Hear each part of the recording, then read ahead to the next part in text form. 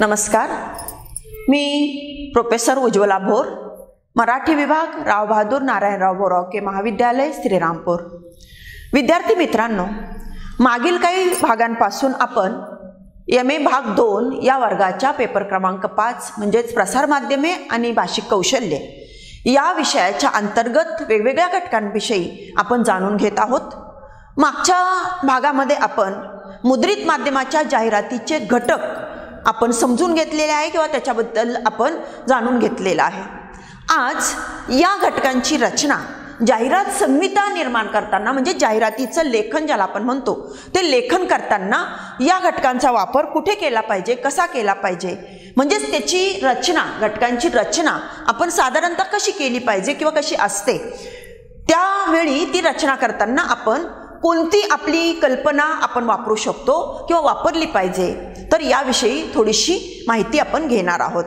संपूर्ण रचना किंवा संपूर्ण घटकांबद्दल आपण या भागामध्ये जाणून घेऊ शकणार नाही, कारण खूप मोठा भाग आपला होईल। मग तर आपण आज फक्त 2 घटकांविषयी जाणून घेणार आहोत आणि मग उरलेल्या घटकांविषयी आपण पुढच्या भागामध्ये आपण बघणार आहोत। पण जे 2 महत्त्वाचे घटक आहे, 2 किंवा 3, तर त्या घटकांची रचना साधारणतः कशी केली पाहिजे, कुठे केली पाहिजे, तर याविषयी आपण बघूया।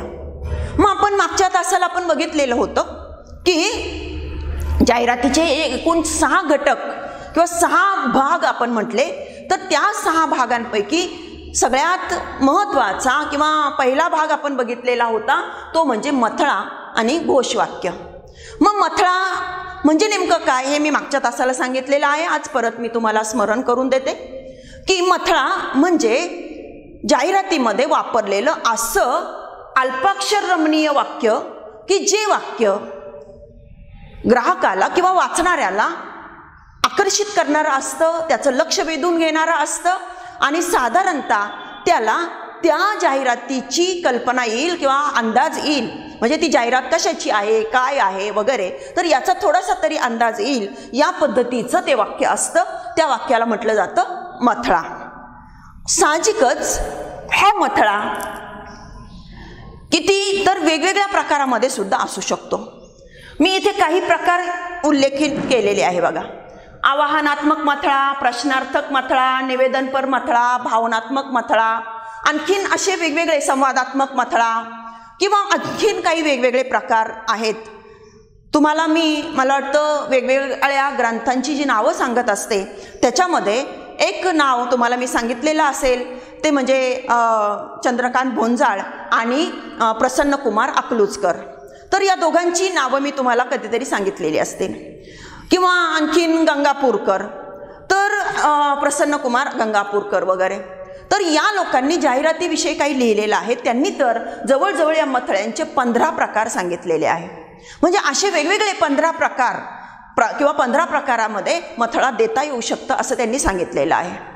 तुम्ही वेगवेगळ्या प्रकारच्या जाहिराती नियतकालिकांमधल्या, वर्तमानपत्रामधल्या वाचा, म्हणजे मला वाटतं तुमच्या लक्षात येईल की मथळे किती वेगवेगळ्या प्रकारचे असू शकतात। तर इथे मी सगळे नाही घेतले, फक्त तुमच्या माहितीसाठी मी इथे लिहिले 15 प्रकार असे मथळ्यांचे, म्हणजे आत्तापर्यंत झालेले आहे किंवा होऊ शकतात। याच्यामधले काही प्रकार मी इथे उल्लेखित केलेले आहे।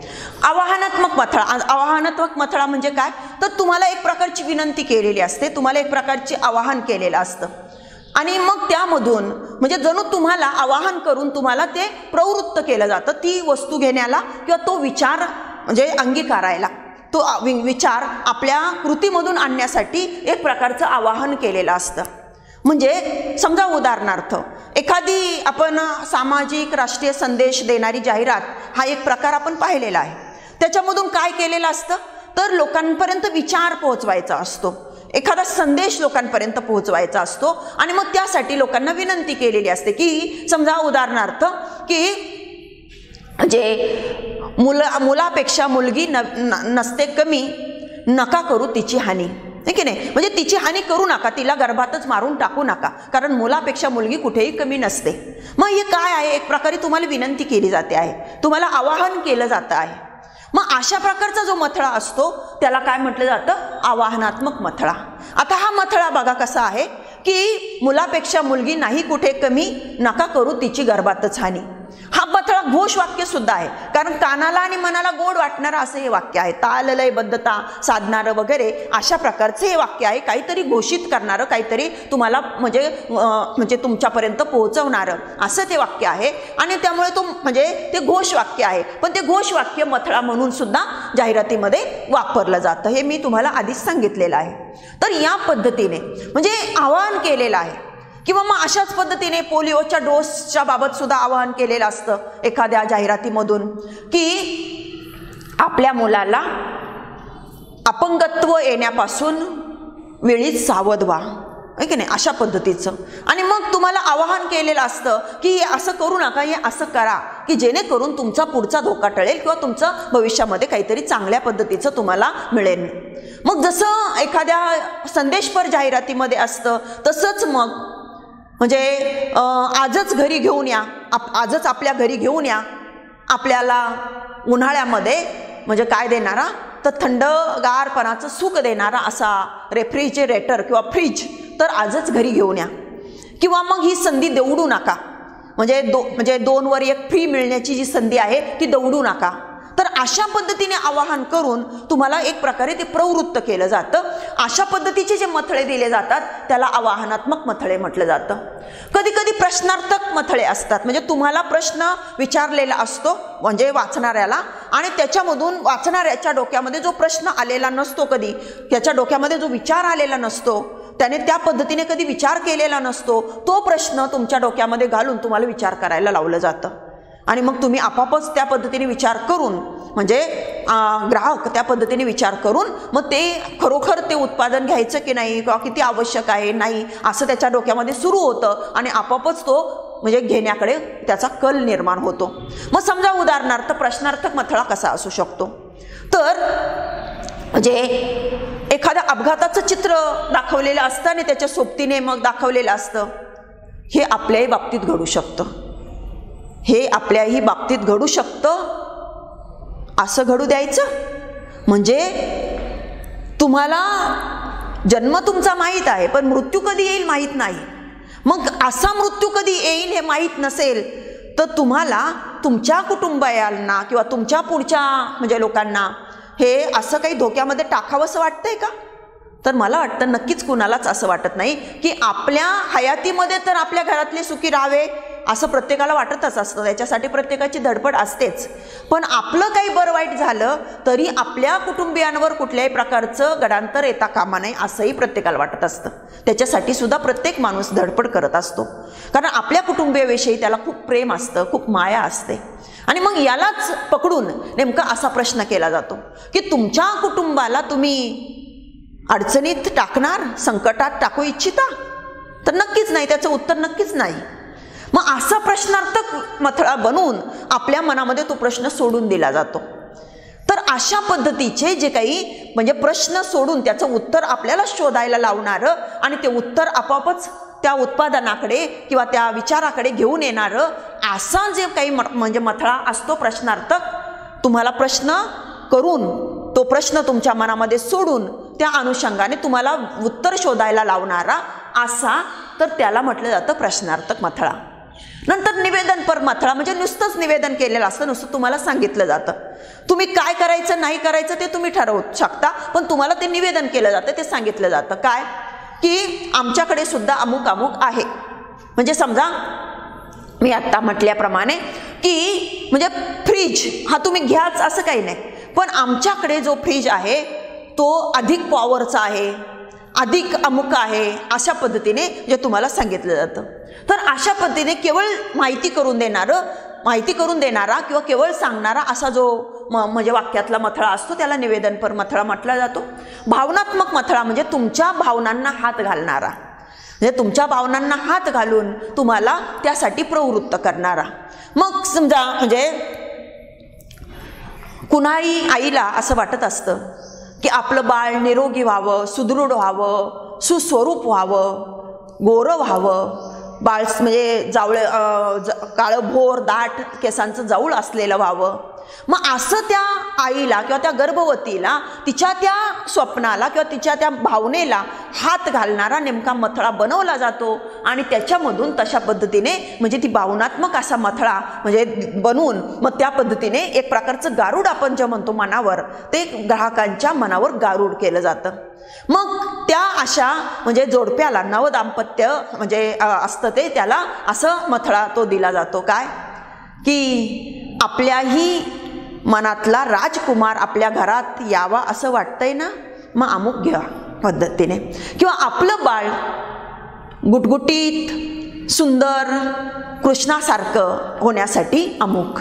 तर अशा पद्धतीचं किंवा म्हणजे असे वेगवेगळे आता कितीतरी जाहिराती, कितीतरी उत्पादनं आहे. प्रत्येकाचं उदाहरण देऊन आपल्याला हे सांगता येईल असं नाही, पण एक साधारणतः कल्पना तुम्हाला यावी यासाठी अशी काही उदाहरणं देऊन मी हे सांगते आहे. म्हणजे असं भावनेला हात घालणारं, नेमकी ज्याला आपण नस म्हणतो, ग्राहकाची नस पकडून त्या नस पकडून त्याला त्यासाठी तयार करणारं अशा पद्धतीचं जे काही वाक्य बनवून मथळा केला जातो त्याला भावनात्मक मथळा म्हटलं जातं. तर अशा वेगवेगळ्या प्रकाराने मथळे केले जाऊ शकतात. फक्त मी एवढंच सांगते की मथळा म्हणजे काय असतो, तर असं ग्राहकाला लक्ष वेधून घेणारं, त्याचं लक्ष वेधून घेणारं, त्याचं चित्त आकर्षित करून घेणारं, त्याच्या मनामध्ये असं काहीतरी एक प्रकारचं विचार किंवा भावनांचं ज्याला आपण म्हणू मंथन घडवणारं अशा प्रकारचं जे वाक्य असतं. आणि जे वाक्य मथळा म्हणजे माथ्यावर, शिरोभागी, सगळ्या जाहिरातीच्या डोक्यावर असं असतं त्याला म्हटलं जातं मथळा. साहजिकच या मथळ्याची रचना पाहताना तुमच्या लक्षात आलं असेल की असं हे जे वाक्य की ज्याला आपण मथळा म्हणतो, ते मथळ्याचं ते वाक्य जाहिरातीमध्ये कुठं असतं, तर त्याच्या नावामध्येच आहे बघा, ज्याला आपण म्हणतो माथ्यावर किंवा डोक्यावर किंवा शिरोभागी. म्हणजे जाहिरातीच्या शिरोभागी किंवा जाहिरातीच्या डोक्यावर किंवा जाहिरातीच्या माथ्यावर ते असतं. म्हणजे मथळा हा कधीही मध्ये किंवा शेवटी येत नाही एवढं आपण लक्षात घ्यायचंय. त्याच्यासाठी काही वर्तमानपत्राची कात्रणं मी आणलेली आहे, मुद्दाम तुमच्यासाठी मी तुम्हाला हे दाखवेन की साधारणतः म्हणजे हा मथळा हा कुठे असतो किंवा कसा असला पाहिजे.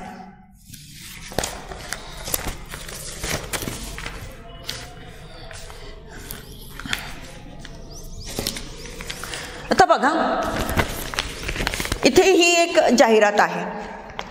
आता तशी खूप ज्याला आपण सविस्तर म्हणू, तपशिलात्मक जाहिरात आपण म्हणू, अशी ती जाहिरात आहे. पण इथे फक्त आपण मथळ्यापुरता विचार करू, बाकीच्या घटकांचा किंवा बाकीच्या जाहिरातीचा आपण विचार इथे करत नाही. फक्त मथळा जर पाहिला तर तुम्हाला लक्षात येईल किमान की इथे वरती या सगळ्या तपशिलाच्या डोक्यावर, या सगळ्या तपशिलाच्या माथ्यावर असं हे वाक्य ठळक अक्षरामध्ये आलेलं आहे. कोणतं, तर पेन मुक्तीचा अद्भुत नूर, चुटकी सरशी वेदना दूर. म्हणजे जे मी मग म्हटलं की घोषवाक्य, तर घोषवाक्य स्वरूप असं हा मथळा आहे की पेन मुक्तीचा अद्भुत नूर, चुटकी सरशी वेदना दूर. किंवा त्याच्यावरती अजून घोषवाक्य काय आहे, संधिवाताने ग्रस्त इंद्रा हिमालय कशी चढली. म्हणजे इंद्रानुरी जी आहे, तर इंद्रानुरी तर ते म्हणजे ती कशी चढली वगैरे त्या म्हणजे गिर्यारोहकाचं, त्या युवतीचं म्हणजे उदाहरण घेऊन इथे ते बनवलेलं आहे. पण मला हे सांगायचं आहे की मथळा हा इथे काय आहे, कसा कोणता आहे हा विचार तुम्ही नंतर करू शकता किंवा तुम्ही तुमच्या पद्धतीने वेगवेगळ्या जाहिराती बघून करू शकता. मला एवढंच तुमच्या लक्षात आणून द्यायचंय की मथळा हा इतक्या वेगवेगळ्या प्रकारामध्ये असतो, पण तो कुठल्याही प्रकारामध्ये असला तरी मथळा नावाचा जो घटक आपण म्हणतो जाहिरातीमधला, तो नेहमी माथ्यावर असतो किंवा संपूर्ण जाहिरातीच्या डोक्यावर असतो. एवढं मात्र आपण लक्षात घेतलं पाहिजे. थोडासा खाली तो कधी कधी येऊ शकतो, पण शेवटी तो मथळा म्हणजे माथ्याच्या स्वरूपामध्ये असतो. म्हणजे मी आणखीन दुसरं इथे दाखवेन बघा की इथे ही जाहिरात आहे. या जाहिरातीमध्ये हा मथळा एकदम डोक्यावर न येता थोडासा मध्ये आलेला आहे. पण एकूण जाहिरातीचा जर विचार केला तर तो माथ्यावरच म्हणावा लागेल, कारण इथे फक्त चित्र वरती दिलंय आणि त्यामुळे मथळा थोडा खाली आला. चित्र जर साईडला दिलं असतं तर तो मथळा नक्कीच वर गेला असता. म्हणजे मथळ्याच्या वरती कुठलाही तपशील ज्याला आपण म्हणतो तो नाही, हे आपण लक्षात घेतलं पाहिजे. म्हणजे या पद्धतीने सुद्धा मथळा तुम्ही देऊ शकता. म्हणजे दुसरी गोष्ट मी आणखीन सांगेल की मथळा वेगवेगळ्या आकारामध्ये सुद्धा आपण देऊ शकतो. म्हणजे बघा फॉन्टचा ज्याला आपण म्हणतो शब्दांचा आकार, शब्दांचा रंग, शब्दांची ज्याला आपण म्हणतो टाईप, तर त्यामधून म्हणजे आपण आपली कलात्मकता वापरू शकतो. इथे बघा मगा मी जे दाखवलं तर इथे सुद्धा साधा टाईप आहे. म्हणजे ज्याला आपण म्हणतो शब्दांचा आकार तो साधा आहे, परंतु रंग त्याच्यासाठी वेगळा वापरलेला आहे मुद्दाम आकर्षक करण्यासाठी. इथे सुद्धा म्हणजे इथे मात्र थोडासा टाईप सुद्धा बदललेला आहे, थोडंसं कलात्मक अक्षर बनवलेले आहे आणि रंग सुद्धा वेगळा दिलेला आहे. तर या पद्धतीने मथळ्यामध्ये जसं अल्पाक्षर रमणीयता असावी लागते, म्हणजे थोडेच शब्द परंतु वाचणाऱ्याला ते लक्ष वेधून घेणारे, वाचण्याच्या मनामध्ये आकर्षकता निर्माण करणारे, वाचणाऱ्याच्या मनावर प्रभाव टाकणारे असे मथळ्याचे जसे शब्द असावे लागतात, तसेच मथळ्याच्या त्या शब्दांना आपण आपल्या कल्पनेचा साज चढवून अधिक प्रभावी, अधिक आकर्षक सुद्धा बनवू शकतो.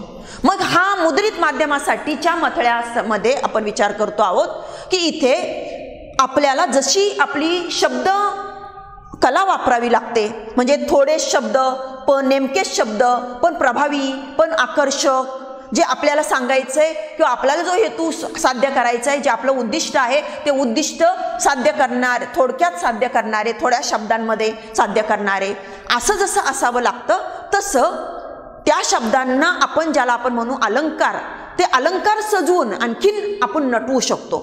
मग अलंकार सजविण्याच्या युक्त्या कोणत्या? तर रंग, टाईप म्हणजे ज्याला आपण म्हणतो शब्दांचा आकार, आणि म्हणजे ज्याला आपण म्हणतो की म्हणजे शब्दांची स्टाईल, म्हणजे शब्द वापरण्याची ती पद्धत वगैरे. तर अशा या 3-4 गोष्टी वापरून आपण या मथळ्याला अधिक आकर्षक, अधिक प्रभावी आपण करू शकतो. तर हे सुद्धा म्हणजे कधी कधी आपल्याला शब्द कौशल्य फार नसतं, पण साधंच वाक्य पण ते जरा वेगळ्या पद्धतीने आपण लिहिलं तर ते अधिक आकर्षक होऊ शकतं. तुम्ही कधीतरी अनुभव मला वाटतं नक्कीच घेतला असेल. एखाद्या गल्लीमध्ये एखादा बोर्ड लिहिलेला असतो, त्या बोर्डवर फार काही लिहिलेलं नसतं, काहीतरी असं लिहिलेलं असतं अभिनंदन. पण अभिनंदन असा शब्द अशा साध्या शब्दांमध्ये साध्या पद्धतीने सरळ सरळ लिहिण्यापेक्षा असा थोडासा तिरपा असा किंवा असा तिरपा किंवा असा थोडासा कलात्मक ज्याला आपण म्हणतो डिझाईन, अशा पद्धतीने जर लिहिला तर तो अभिनंदन सारखा साधा वाटणारा शब्द सुद्धा अतिशय सुंदर वाटतो, माणसाचं मन मोहून घेणारा वाटतो. मग तशा पद्धतीने म्हणजे तशा पद्धती आपण मथळ्यासाठी वापरू शकतो. किंवा मथळ्यासाठीच नाही, एकूण जाहिरातीमध्ये आपल्याला जिथं जिथं शब्द वापरायचे आहे तिथं आपण ते वापरू शकतो आणि अशा पद्धतीने आपली कला वापरून आपण ती जाहिरात अधिक प्रभावी, आकर्षक आपण करू शकतो. आता या पद्धतीने मथळा हा नेहमी शिरोभागी असतो. तो वापरताना कोणती कला आपण वापरू शकतो ते मी तुमच्या लक्षात आणून दिलं. त्याच्यानंतर दुसरा घटक आपण बघणार आहोत, दुसऱ्या घटकाची रचना, ते म्हणजे चित्र किंवा ज्याला आपण मॉडेल म्हटलं ते मॉडेल, आणि त्याच्या जोडीने मी तिसरा घटक देखील घेतलेला आहे, तो म्हणजे तपशील. आता मी तुम्हाला सांगितलं की जाहिरातीला आपल्याला किती जागा मिळालेली आहे, आपलं जाहिरातीचं उद्दिष्ट काय आहे हे बघून आपल्या जाहिरातीवर आपल्याला म्हणजे तो जो कोणी निर्माता उत्पादक आहे तो किती खर्च करू शकणार आहे हे सगळं लक्षात घेऊन हे चित्र किंवा मॉडेलची निवड करावी लागते. जर खर्च करायला तयार असेल तो म्हणजे निर्माता, तर मग एखाद्या मॉडेलकडून म्हणजे त्याचे हक्क किंवा त्याचा परवाना घेऊन त्याचा तो फोटो रुबाबदार म्हणजे कपड्यामधला किंवा रुबाबदार असा फोटो आपण वापरू शकतो. तर कधी कधी आपण चित्रसुद्धा वापरू शकतो, हे मी सांगितलं. इथे मी परत ही जाहिरात सांगेन की जाहिरात ही पर्यटनाची किंवा ज्याला आपण म्हणतो ट्रिप, तर ट्रिपची जाहिरात आहे. आणि ट्रिप म्हटलं की तिथे कशाला महत्त्व असतं, कारण ट्रिप म्हटलं की आपल्याला त्या वेगवेगळ्या वैशिष्ट्यपूर्ण प्रदेशांचं आकर्षण असतं, तिथे जे काही तिथलं वेगळेपण असतं तर त्याचं आकर्षण असतं. मग अशा गोष्टी ग्राहकाच्या डोळ्यामध्ये म्हणजे ठसविणं किंवा मनामध्ये ठसविणं महत्त्वाचं असतं. त्यासाठी इथे या जाहिरातीमध्ये बघा ते जंगल सफारी करणारी ज्याला आपण म्हणू ती म्हणजे जिप्सी गाडी, तर ती जिप्सी गाडी दाखवलेली आहे. इथं त्या जिप्सी गाडीच्या त्या टपावर बसून किंवा त्या बोनेटवर बसून छानपैकी पुढे निसर्गाचा आनंद घेत फोटो काढणारा असा तो म्हणजे ज्याला प्रवासी म्हणू आपण तो प्रवासी दाखवलेला आहे. त्याच्या सोबतीने इथे रुबाबदार असा सिंह दाखवलेला आहे. म्हणजे हे सगळं बघण्याचं म्हणजे बघायला मिळू शकतं हे इथं सूचित केलेलं आहे. परंतु त्याचबरोबर त्याविषयीचा तो फोटो दाखवून किंवा ते चित्र दाखवून आकर्षक म्हणजे ग्राहकाला किंवा त्या म्हणजे सहलीसाठी तयार म्हणजे मनस्थिती होऊ शकेल या पद्धतीने आकर्षक चित्र टाकलेलं आहे.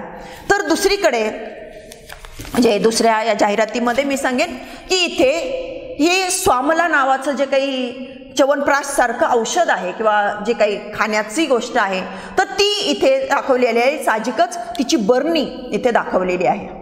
आता चित्र कशाचं असू शकतं, काय असू शकतं, तुम्ही कोणतं घ्यायचं हे तुमच्या कल्पनेवर आणि तुम्ही जाहिरात कशाची करतो आहोत आपण याच्यावर ते अवलंबून आहे. पण हे चित्र कुठे, त्याची रचना किंवा त्याची जागा कुठे असते हे मला तुम्हाला सांगायचं आहे.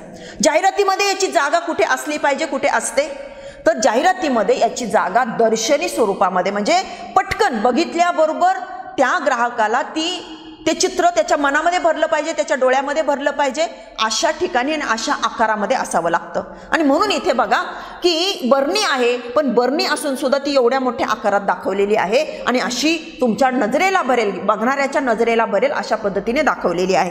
इथे आत्ता मी जी जाहिरात दाखवली त्याच्यामध्ये सुद्धा हेच दाखवलेलं आहे की चित्र वरती दाखवलेलं आहे आणि चित्राला जास्त जागा दिलेली आहे.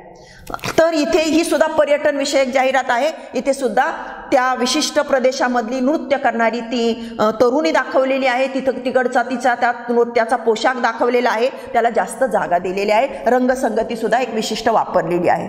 म्हणजे जाहिरातीमध्ये मोठा भाग, मुद्रित माध्यमाच्या जाहिरातीमध्ये मोठा भाग किंवा मोठी जागा ही या चित्राने किंवा मॉडेलने व्यापलेली असते आणि ती तशा पद्धतीची जागा त्याला मिळाली सुद्धा पाहिजे. आणि ती वापरताना मात्र ते चित्र म्हणजे मला हे सांगायचं आहे की मुद्रित माध्यमाच्या जाहिरातीमधला हा जो घटक आहे मॉडेल किंवा चित्र हा एक महत्त्वाचा घटक असल्यामुळे तो कुठंतरी कोपऱ्यामध्ये एवढ्या आकारामध्ये येता कामा नाही किंवा एकदम वर किंवा एकदम खाली असा येता कामा नाही. तो साधारणतः मध्यभागी आला पाहिजे. म्हणजे जसं आत्ता आपण बघितलं की इथे मध्यभागी ही तरुणी आहे, मध्यभागी आणि तिला एवढी मोठी जागा दिलेली आहे. किंवा इथे हे पर्यटन विषयक चित्र मी दाखवलेलं आहे, इथे सुद्धा एवढी मोठी जागा त्याला दिलेली आहे आणि या पद्धतीने वरती दर्शनी भागामध्ये ते चित्र दाखवलेलं आहे.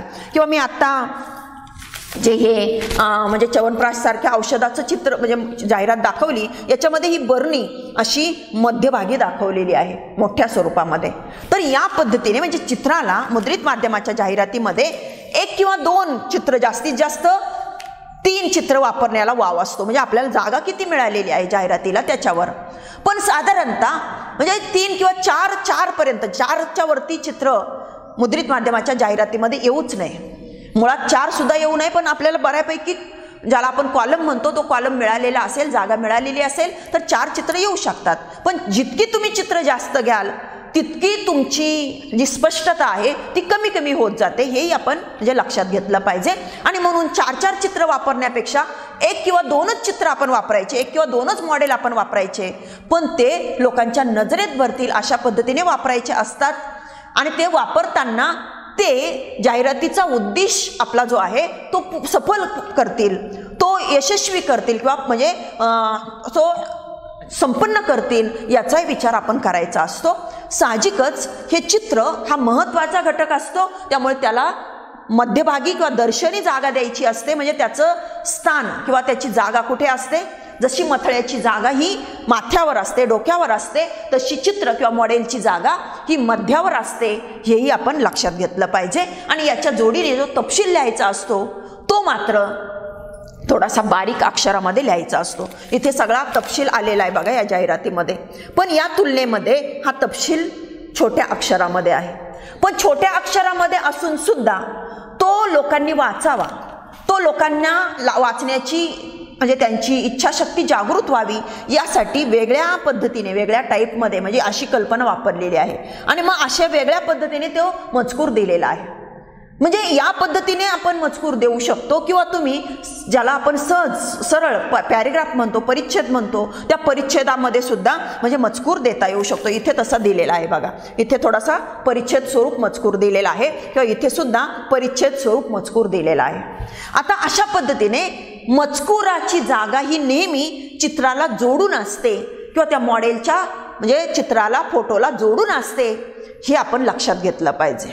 आणि म्हणजे हे चित्र आणि तपशील या दोन्हींमध्ये ज्याला आपण एक लिंक म्हणतो किंवा ज्याला आपण एक म्हणजे सूत्र म्हणतो, तर ते असावं लागतं. म्हणजे हे याला पूरक असावं लागतं आणि हे याला पूरक असावं लागतं. म्हणजे जे तपशिलामध्ये येऊ शकत नाही, आलेलं नाही, ते चित्रातून दाखवायचं असतं आणि जे चित्रामधून दिसतं आहे ते म्हणजे तर ते तपशिलामधून सांगण्याची गरज नसते. म्हणजे जे चित्रामधून सांगता येत नाही ते मग शब्दामधून म्हणजे तपशिलामधून सांगायचं असतं. तर हे आपण लक्षात घेतलं पाहिजे. मग हा तपशील म्हणजे नेमकं काय असतं? तर मी आत्ताच सांगितल्याप्रमाणे तपशील म्हणजे त्या जाहिराती म्हणजे आपण ज्याची जाहिरात करतो आहोत त्या जाहिरातीच्या उद्दिष्टाला अनुसरून थोडंसं अधिक स्पष्टीकरण ते करणं म्हणजे तपशील असतो. मग ते स्पष्टीकरण कशाचं असतं? तर ते कधी म्हणजे उद्दिष्टानुरूप, म्हणजे आपण जाहिरात कोणत्या उद्देशाने करतो आहोत हे लक्षात घेऊन.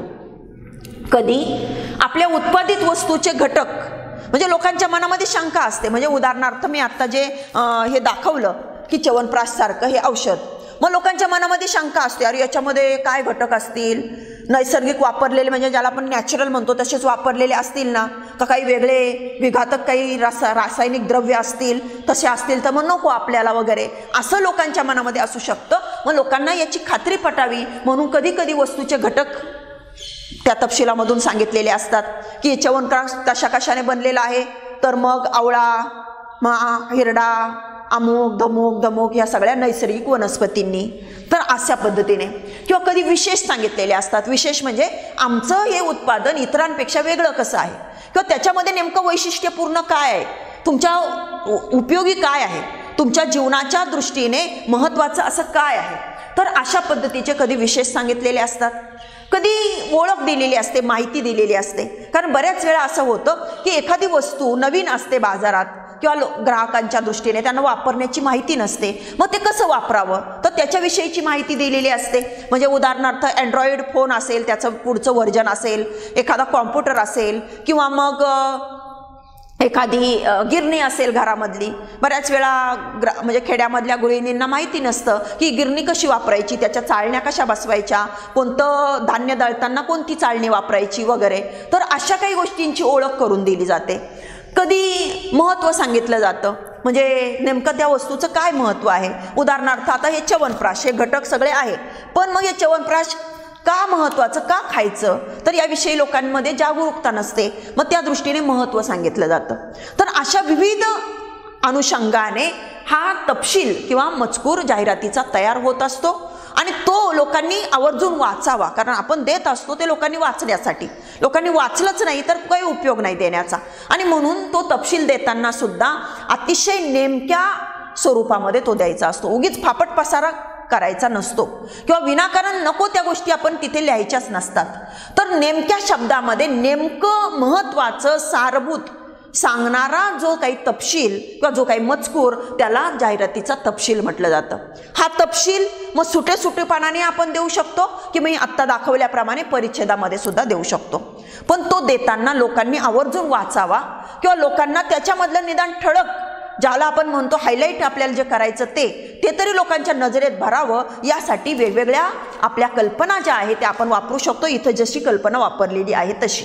मग या वेगवेगळ्या आपल्या आयडिया ज्याला आपण म्हणतो त्या आयडिया वापरून आपण हा तपशील लोकांपर्यंत पोहोचवू शकतो आणि त्यांना वाचण्याला प्रवृत्त सुद्धा आपण करू शकतो. आपल्या कल्पकतेवर ते अवलंबून आहे की ते लोकांनी वाचणं किती म्हणजे होऊ शकतं. तर आपण जशी कल्पकता वापरू आणि जितका नेमकेपणाने आपण ते देऊ त्याच्यावर ते ठरेल. आणि म्हणून इथे कलेचा भाग जो येतो तो या पद्धतीने, कारण ही कला आहे की नेमके शब्द नेमक्या शब्दामध्ये नेमकं सांगता येणं, त्याचबरोबर त्या शब्दांना एक प्रभावी आकर्षक रूप देता येणं, वेगवेगळ्या पद्धतीने सांगता येणं की जेणेकरून लोकांना वाचण्याची इच्छा होईल. तर ही सगळी कला आहे. आणि म्हणून जाहिरात ही कला आणि शास्त्र किंवा कला आणि तंत्र यांचं एक संमेलन असतं, एक सुमेळ असतो. तो आपल्याला जर घालता आला तर आपली जाहिरात उत्तम होऊ शकते.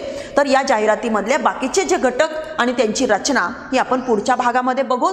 आज आपण एवढंच या 2 किंवा 3 घटकांची रचना आपण जरा ओघामध्ये समजून घेण्याचा प्रयत्न केलेला आहे. पुढच्या भागामध्ये आपण वाटलं तर आणखीन त्याचा थोडा विचार करू. एवढ्यापुरतं आपण इथे थांबत आहोत. आपण सर्वांनी ऐकलं त्याबद्दल आपल्या सर्वांना धन्यवाद.